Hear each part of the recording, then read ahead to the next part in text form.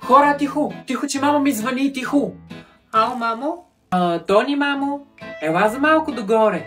О, не, мамо, не искам да се прибирам. Всички деца са долу пред блока, толкова е забавно. И даже Роси е тук и не е наказана. Бе, не бе, мамо, бе. Качи се само за 2 минутки догоре, да ти дам стотинки, да вземеш 2 кисели млека, че ще правя мусака.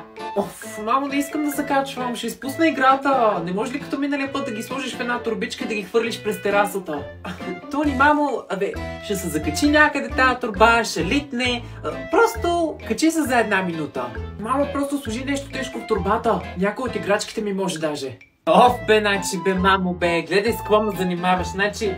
До сега да се беше качил, да беше напазарувал и да го беше донесъл пустото кисело мляко, бе, мамо, бе. Та, от кухнята или от хола ще хвърляш парите, да знам къде да застана?